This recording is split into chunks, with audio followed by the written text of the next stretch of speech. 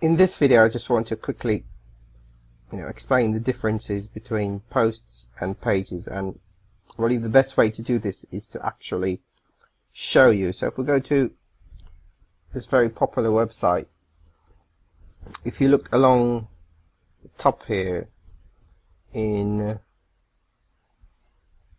our menu, then pages like your privacy policy, about us, contact, these are pages, and the information on these pages don't change very often, and usually you wouldn't put allow comments on these pages. So pages are ideal for information that's not really time sensitive, but information that you want your users to be able to access at all times. On the other hand, and pages are actually very static, so they're more static. On the other hand, posts tend to be time sensitive. For example, all these links here on the side are for posts, and if you look here, it's like news updates. This one is 5 minutes ago, this one is 14 minutes ago, etc. And so we use posts for information that is more time sensitive, like I said, like news and updates about your site or your business. And generally you do allow comments on posts, but it's totally up to you. You can remove comments from posts, and we'll take a look at that in a future video. And you can add comments to pages. You do have the option to. But this is just to quickly show you some of the differences between posts and pages. And one more thing about posts is that they tend to appear in your site, as you can see here, in reverse chronological order. So newer posts will show up first. So eventually what will happen is that if you have a lot of posts, then depending on how you set your website up, then older posts will eventually disappear off your front page. Okay, so that's just a quick overview of the difference between posts and pages. In this video, we're going to create a post, and here we are at our home page of our website, and as you can see here, there is a post that was already created called Hello World, and by default posts will appear on your home page, and there is an option to change that, and we'll look at that in a future video. But this post, of course, was created when we installed WordPress, and it's just there for you to get a feel of how posts look on your website. So to create a new post, we of course have to log into our admin area at WP admin.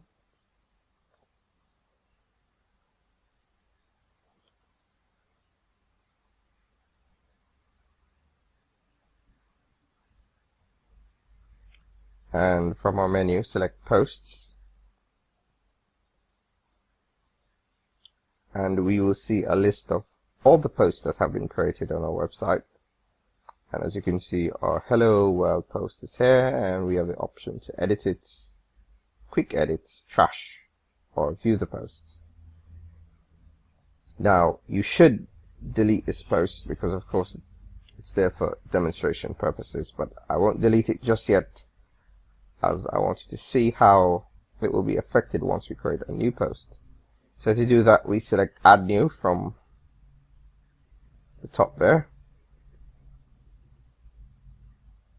And before we actually create the post, there are a few things on this page I want you to become familiar with. The first thing is at the very top here, in the right hand corner, is the screen options. Now this allows you to just customize what options appear on this screen. And you will see that a couple of boxes are already ticked: formats, categories, tags, featured image. And if you go and look at the right hand side here, you will see format, categories, and tags. So if you wanted to remove those options, you would just untick the boxes. And there are some additional options here that you probably do want to tick, such as the discussion box. And what that will do is allow you to control comments and chat back and ping backs on your posts. Okay, the next thing we want to look at is the title. Of course, you'd want to name your post, and remember, based on how we set up our permalinks, the name of your post will appear in the URL. Okay, and you do have the option to adjust it, and I will show you how to do this. The next area is this area here, which is our WYSIWYG editor. Now, WYSIWYG is an acronym that stands for what you see is what you get. So essentially, whatever you type here and is basically how it will look on the front end of your site. If we go back over to the right hand side, you will see a couple of options. Right now the post is in draft status because we haven't typed in anything and we haven't selected publish. So once we'd finish, we'd select publish. And there are a couple of other options such as the visibility, right?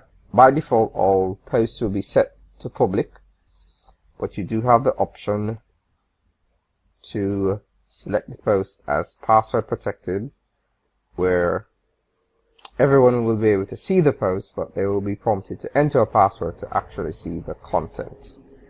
And another option is the private option, which no one will actually be able to see these posts at all except for your logged in users, which you have granted access to, such as your admin and editors, etc.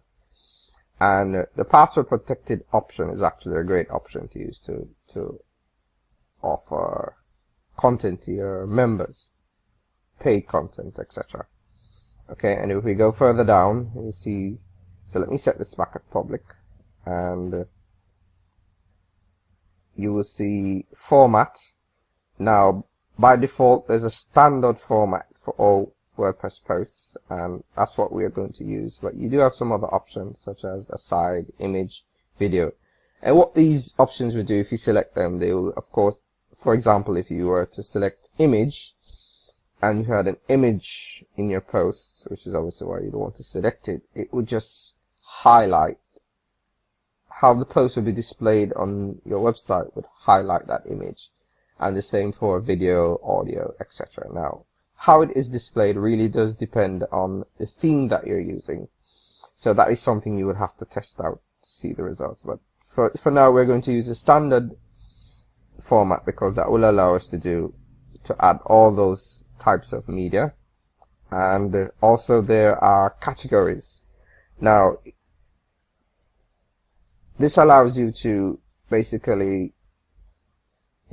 put your posts in a particular order. So for example, if your website was about sports and you covered soccer and basketball, then you could create a category just by add new category and name it soccer. So all the posts that you had about soccer would go in that category. You could just select it.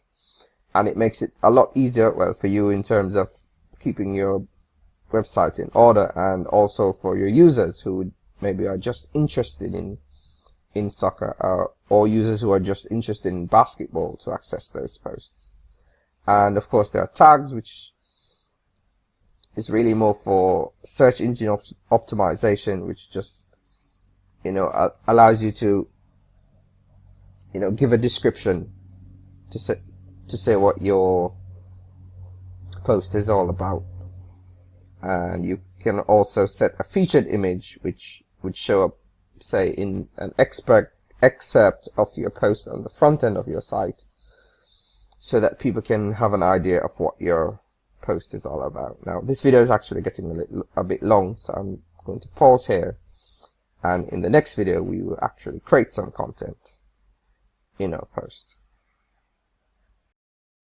Okay, so let's go ahead now and add some content and create our post. Now, the first thing we want to do is to name our post. So I'll just name this test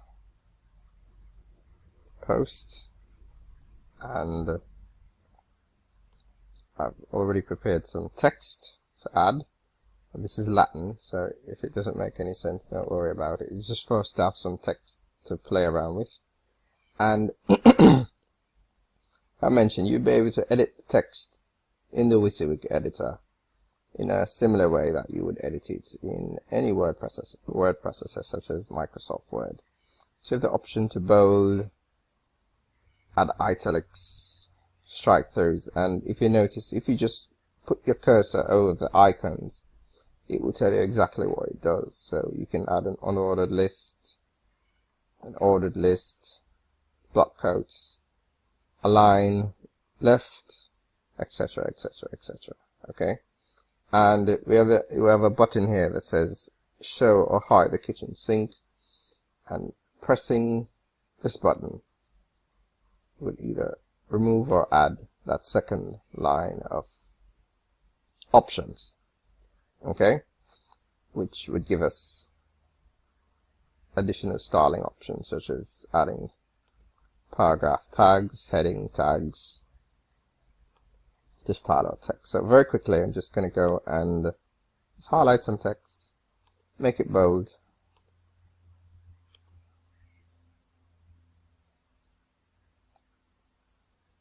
highlight some more text. Let me undo that. If I wanted to make this entire line a coat, then highlight, use block quotes, and last but not least, let's add a link. So if we highlight the text and we select this button here that looks like a chain link, and then we just put the destination that we want our link to go to. You can name the link for your own purposes, and you have the option to open the link in a new window or tab, which I like to do, so that visitors can easily get back to my site if the link is an external link. And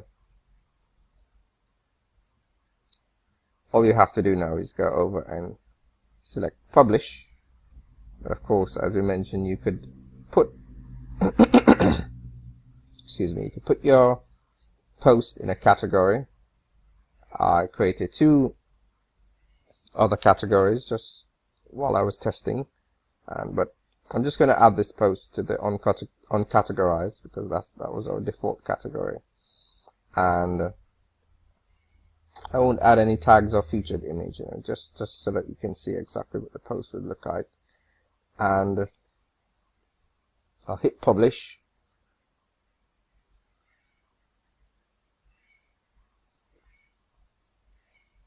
And just a few quick things.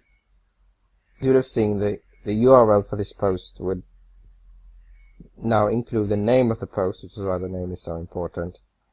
And if you wanted to change it, you could just select edit. For example, if the name of your post was very long and it created a long URL, you could just shorten it. But in this case, I'm going to leave it as is. You just select OK, and I'm going to go ahead and view the post.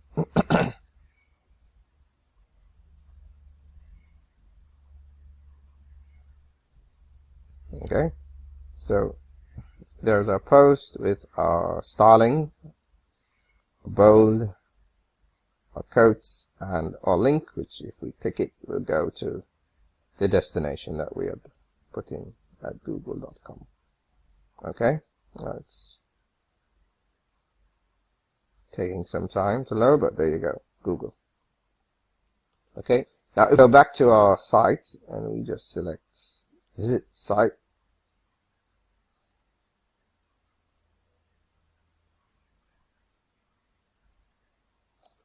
actually let me do this from dashboard. Select a new tab, wp-video-sidekick.com, select enter,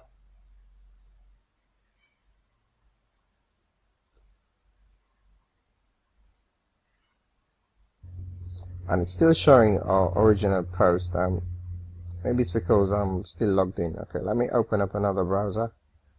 Go to our home page.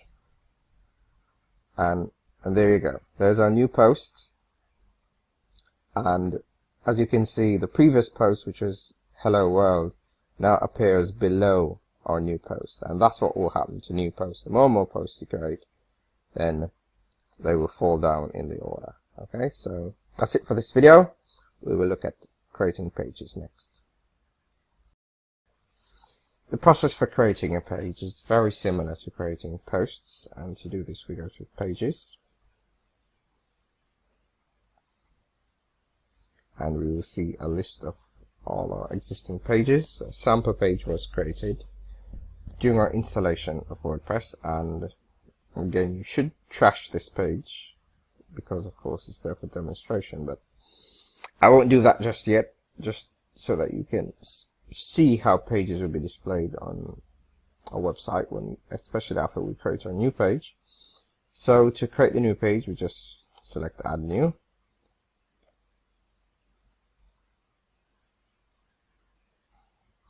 And here we have our WYSIWYG editor, similar to when we were creating a post. And the first thing you want to do is name the page. I'm going to call this page About Me.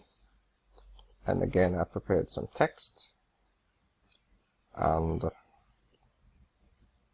the process is similar. We can make the text bold, etc. In this case, I'm going to use some of use this top line here. Use the heading 1 tag, and okay, let me undo that. Didn't mean to apply it to all of the text. Let me just press enter and separate this line of text, and then so that first line has become a heading, and I'll just center align it.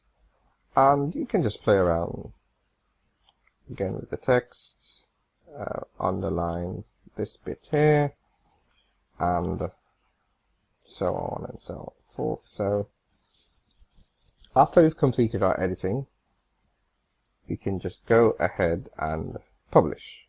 Now, just a slightly different set of options for a page. And you remember when we were creating posts, we had categories over here on the right, but now instead we have page attributes. Now,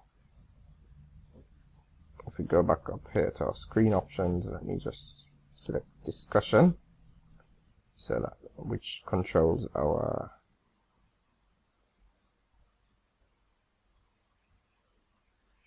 comments. And of course there's an author option which allows you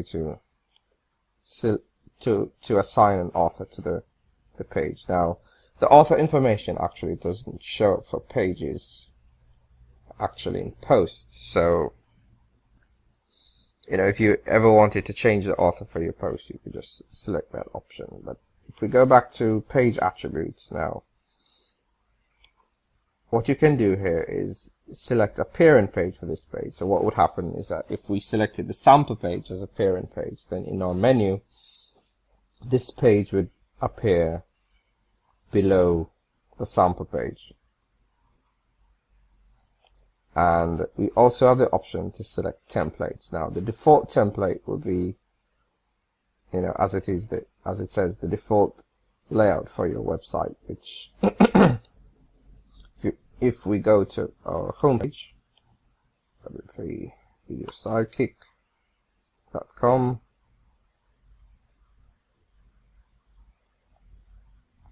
and we go to our sample page, then this is our default template, our content on the right, and our sidebar on the left with our menu at the top. And we have a footer here at the bottom. Now, if we go back to our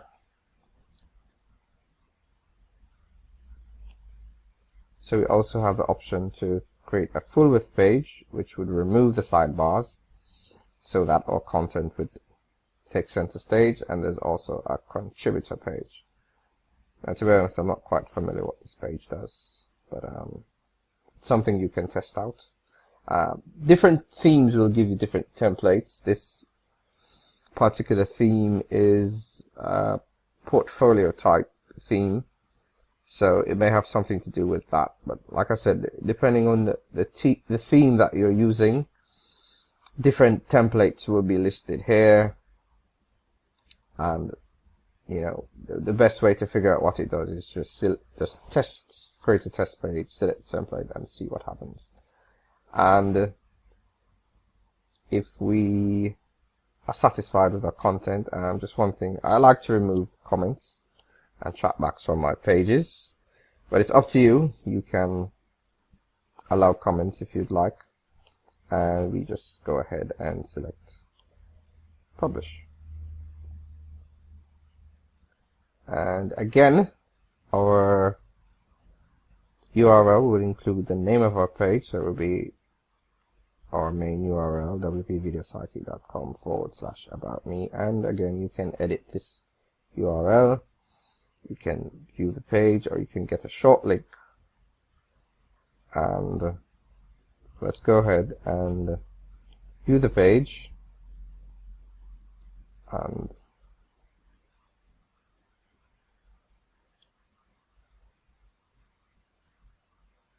there you go, an About Me page, and the name of the page will be at the top, and our content. And if we go back to our home page,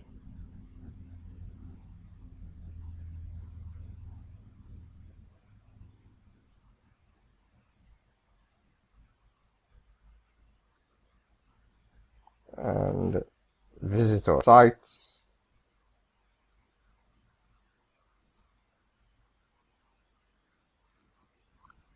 and again, because I'm logged in, it's not showing the update, so let me just go into another browser and head back over to our site.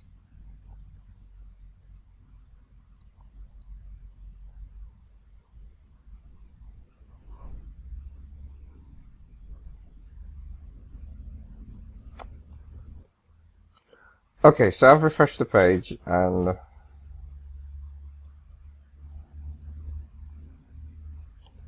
just go to our home page, and what you will see here now is that our new page, our About Me page, has been added to our menu.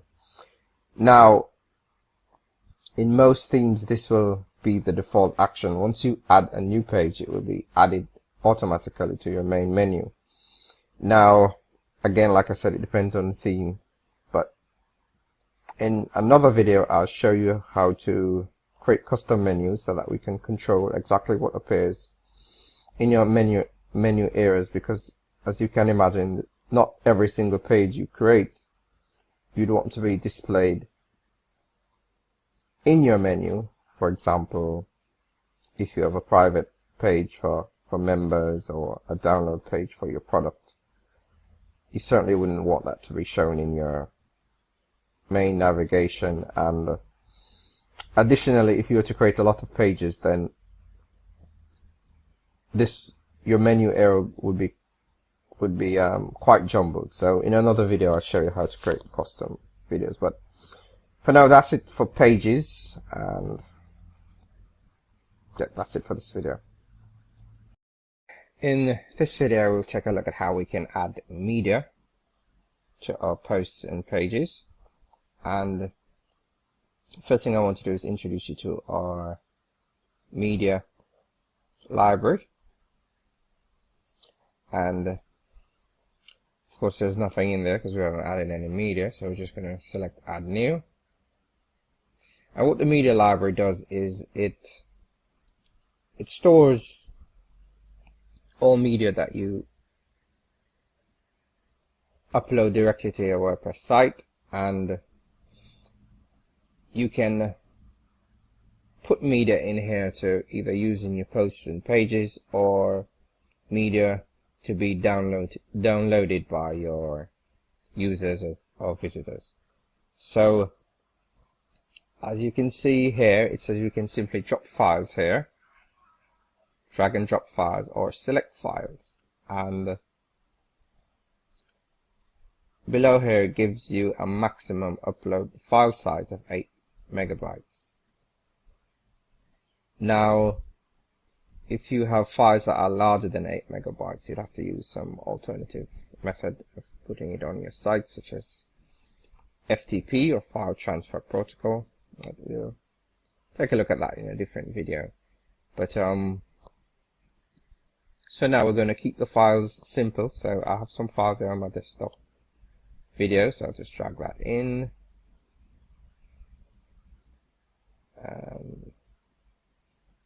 Also document, and I've dropped those 2 files, but let me just go back in so you can see that you can also select the files, and they're on my desktop. So I've already added the video and the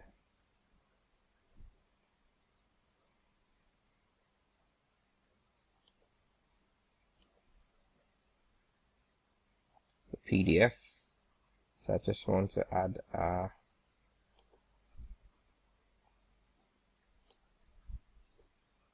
an image,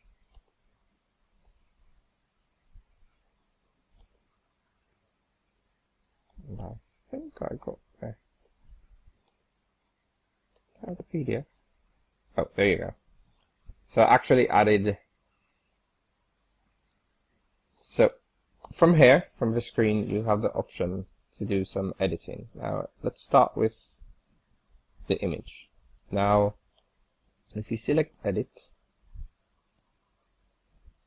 take you to another screen and you can see our image. Now I plan to use this image for our About Me page, and there's a couple of things that we need to take note of here. One of the things that happens when you upload the media to your media library is that an attachment page will be created. So if you click View Attachment Page, then there's a standalone page on WordPress that has your media. And in this case, it's an image, so it's being displayed. But for some of your media, such as a Word document, then what would happen is you just see a link, excuse me, and if you select that link, you'll be able to download it. Go back to our edit page, and of course an image, so you have the option to add a caption, which would appear below the image. So if it's an About Me image, then you could just put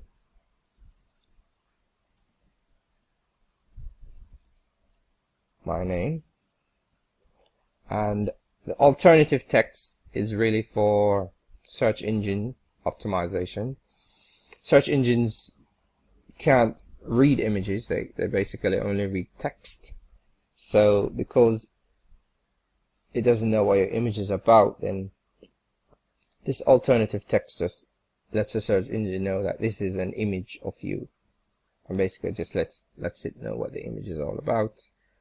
And on the right hand side here, you just have some additional information about the image, the dimensions, but in this field here is a direct link to the image. Okay, so if you were to copy and paste in a new tab, then you would see our image. There you go. Okay, so this video is getting a bit long, so let me pause here and we'll pick up in another video.